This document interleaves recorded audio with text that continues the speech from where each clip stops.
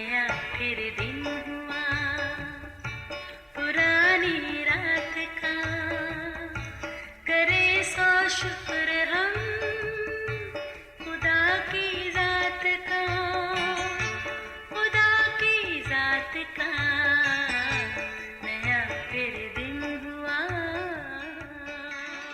आज की आयत, ऐ इंसान उसने तुझ पर नेकी जाहिर कर दी है।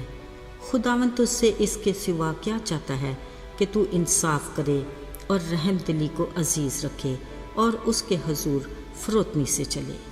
मीका 6 बाब 8वीं आयत। अजीज़ों, कभी कहा जाता था तन्हाई किसी सज़ा से कम नहीं, मगर अब साइंस टेक्नोलॉजी ने इंसान की तन्हाई का हल बड़े ही खूबसूरत अंदाज में तलाश कर लिया और उसे एक ऐसा साथी अता किया जो दिन रात उसे तन्हा नहीं छोड़ता। हाँ अजीज़ों, साथी हो तो ऐसा हो। ज़रा देखिए, अभी भी हमारा साथी हमारे साथ ही है। हम सोचेंगे कौन सा साथी, शायद हमारे हाथ में या हमारे आसपास।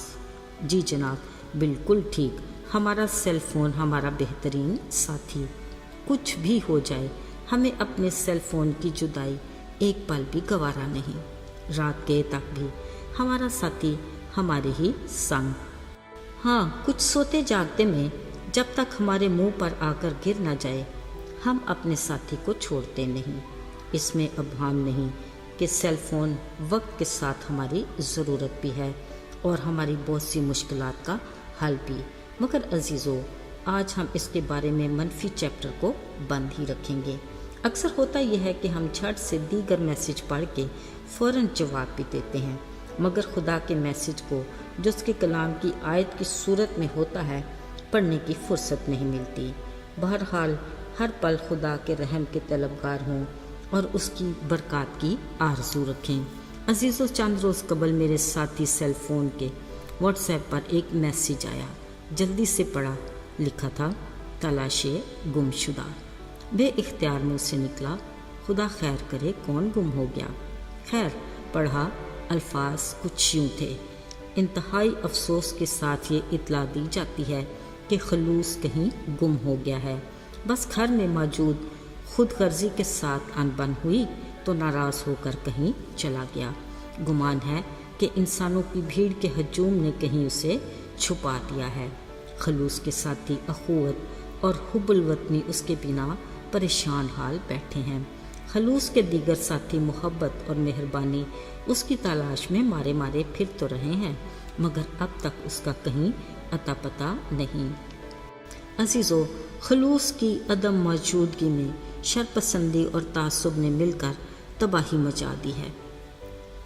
मारे गम के शराफत और हया तो चल बसी हैं, उधर इंसाफ रो रो कर अंधा हो गया है। खलूस की गुमशुदगी में मुआशरा शदीद परेशानी का शिकार है और इंसानियत तो गोया अपनी आखिरी सांसें ले रही है।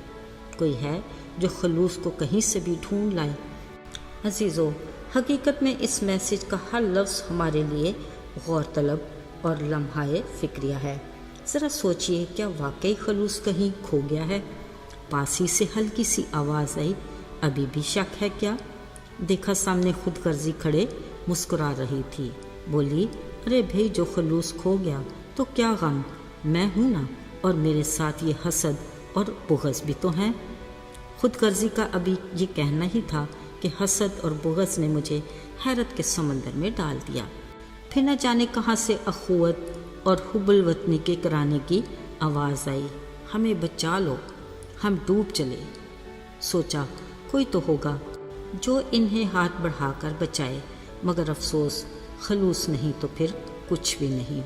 अजीज़ों, ज़िंदगी के दीगर शोबों को तो एक तरफ रखें, दूसरी तरफ जिस वतन में हम आज़ादी से सांस ले रहे हैं, उस धरती माँ के लिए एक पल को सोचते हैं कि इसकी तामीर और तरक्की, खुशी और खुशहाली में मेरा क्या किरदार है।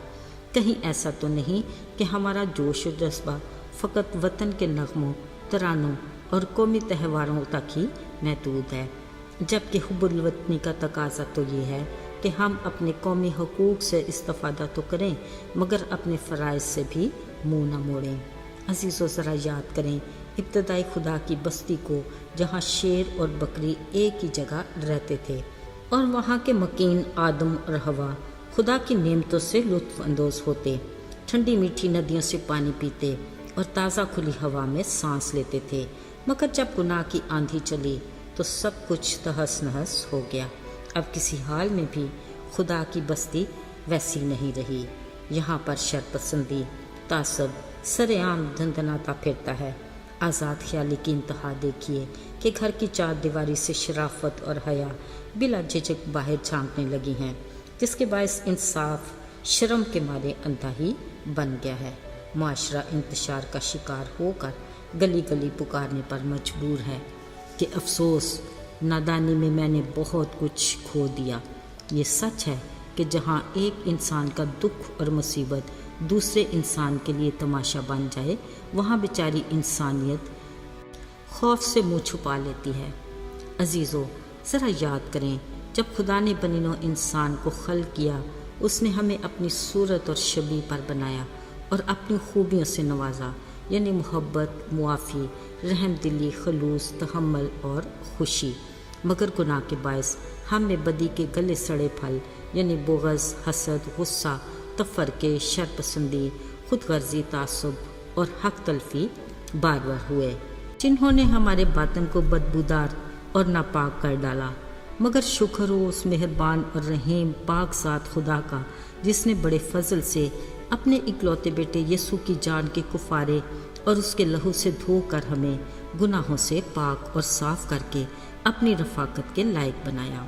عزیزو، اب ہمارا خدا ہم سے کیا چاہتا ہے سوا اس کے کہ ہم انصاف کریں، رحم دلی کو عزیز رکھیں اور اس کے حضور فروتنی سے چلیں، تاکہ ہم اس کی نگاہ میں مقبول ہوں اور ہمیشہ کی زندگی کے وارث بنیں۔ آئیے دعا کریں۔ اے خداوند، ہم بڑی عاجزی سے تیرے حضور میں آتے ہیں، اپنے دلوں کو انڈیلتے اور اپنی نیت کو تیرے سامنے رکھتے ہیں۔ ہم سب جو تیرے حضور میں حاضر ہیں، ہمیں اپنی برکات سے نواز اور اپنے حضور سے ہمارے لیے تازگی کے دن لا۔ یسوع کے نام میں آمین۔